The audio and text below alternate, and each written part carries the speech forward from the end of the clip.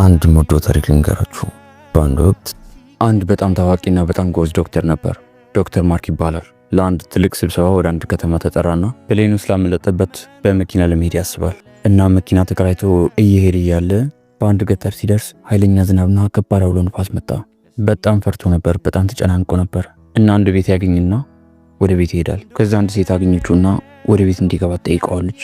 እሱም እሺ ብሎ ወደ ቤቱ ይገባል። የሚበላ ነገርና ትኩስ ነገር ከሰጠችው በኋላ ይቅርታ የጸሎት ሰዓቴ ስለደረሰ አንዴ እዚህ ጠብቀኝ ትለዋለች። እሷም ወደ ጸሎቷ ገብታ መጸለይ ጀምራለች። ጸሎቷን ከጨረሰች በኋላ ቁጭ አለች። ዶክተሩም የሆነ የሚያስጨንቃት ነገር እንዳለ ገባውና አንድ ጥያቄ ልጠይቅሽ ብሎ ይጠይቃታል። ፈጣሪ ምንድነው የምትጠይቂው? ከፈጣሪሽ ምንድነው የምትፈልጊው? ጸሎትሽስ የሚሰማሽ ይመስልሻል ብሎ ይጠይቃታል። እሷም እንዲህ ብላ ትመልስለታለች። የእሱ እኮ ነን እንዴት አይመልስልንም ብላ ትመልስለታለች። ግን ምንድነው የምትጸልዩ ብለህ ከጠየቀኝ ልጄ የልብ ታማሚ ነው እና ዶክተሮቹ እንደነገሩኝ አንድ ዶክተር ብቻ ነው እሱ ማሳከም የሚችለው። ዶክተር ማርክ ይባላል። እሱ ደግሞ እዚህ ያገኝ ብዙ ጊዜ ወደ ውጭ ሀገር ሄዳል እና ጸሎቴ ዶክተሩን ማግኘት ነው። የእሷን ንግግር ካዳመጠ በኋላ በጣም አለቀሰ። ፈጣሪ ኃያል ነው አላት። ልጅሽን ለማዳን ነው ይላከኝ። ፕሌኑም ያመለጠኝ ኃይለኛ አውሎ ነፋሱም የመጣ በአንቺ ምክንያት ነው። ወደ አንቺ እንዲልከኝ ስለፈለገ ነው አላት። ሁሌ እንድታስታውሱ የምፈልገው ነገር ጸሎታችሁ እንዳታቆም። ጸሎታችሁ ፈጣሪ ይሰማችኋል።